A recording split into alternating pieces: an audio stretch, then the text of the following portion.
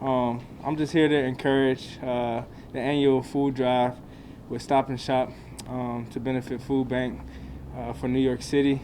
From today through December 23rd, fans can make a donation when they order groceries online at stopandshop.com for pickup or delivery. I know we got a lot of people in this area that are in need of food and different things. So, for our team of teams that we have here, we've been assigned Staten Island, one of my groups, and we're just trying to help, everybody that we can here in the area as much as we can. Obviously, fortunately, we're in a situation where we're able to do that. We're on a stage where we're able to do that. So, whenever we had a chance to do stuff like this, it's obviously something that we love to do. Obviously, we take pride in it, and just want to show people that we care and that we want to help them in as many ways as possible as we can. So just wanted to say that today before we got started. Just going to ask you what players you idolized growing up, what football players?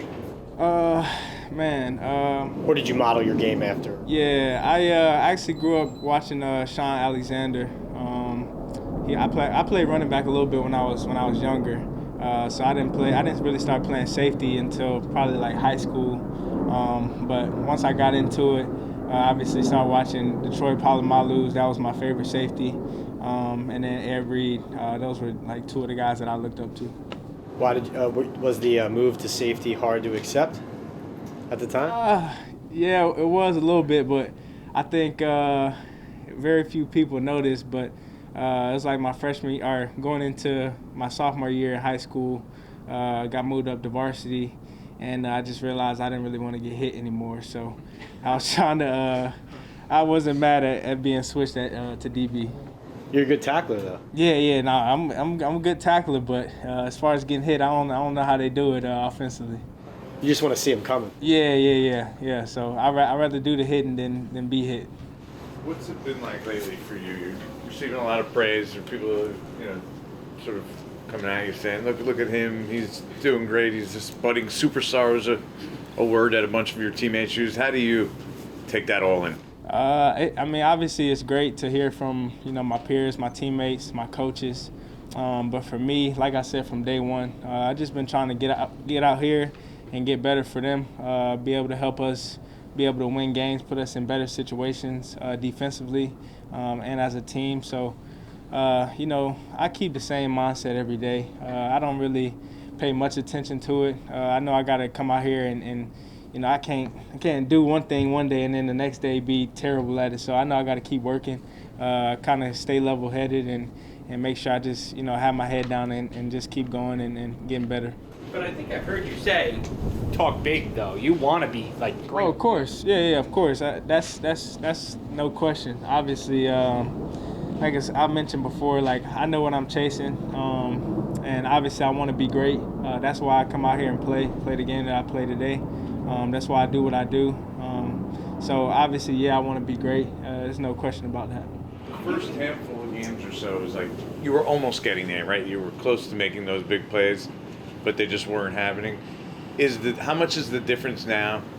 You just playing faster and knowing what you're doing, or have you made other adjustments that have allowed you to sticking to the script?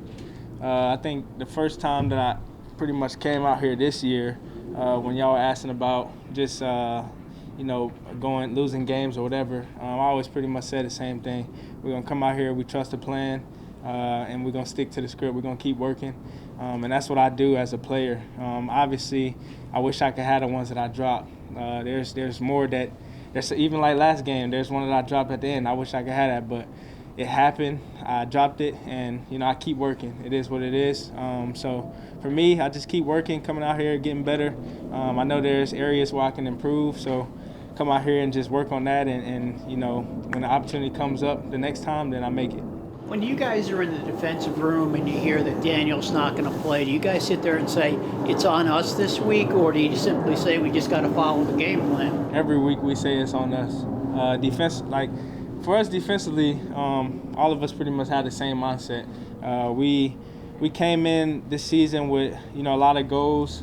There was some that we didn't hit, but we always go into the week saying it's on us. We want to play great defense. We don't want the offense to get in the end zone. We don't want them to score. So that's how we go into it, and that's what we focus on.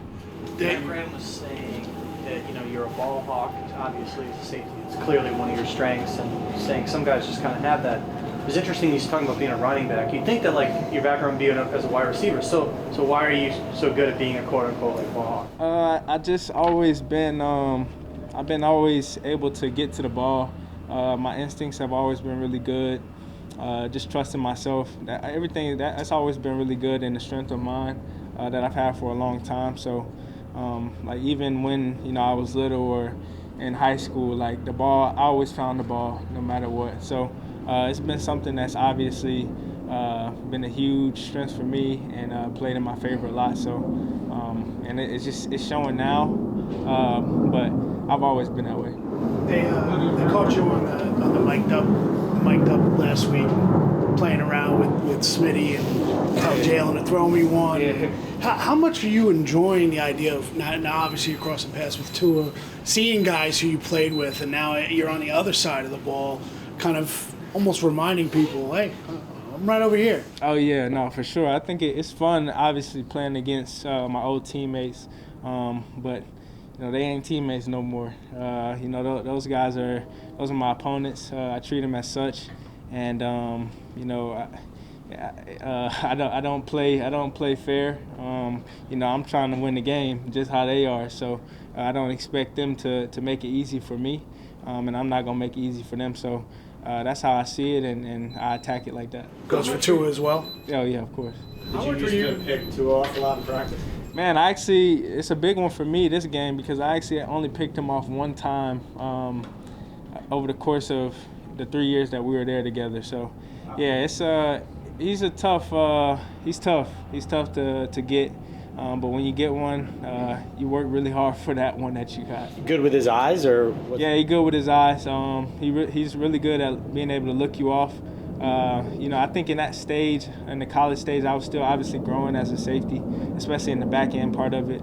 But he's really good at being able to look you off and kind of, he sees different things, and that's always been a challenge. How much were you kind of there for Aaron Robinson? Because you went through a very similar thing last year. When he was sitting out, were you, kind of talking him through it at all? Yeah, of course. I was just kind of letting him know how, he just got to stick to the process. Obviously, it sucks to be out and having rehab every day. It kind of gets repetitive.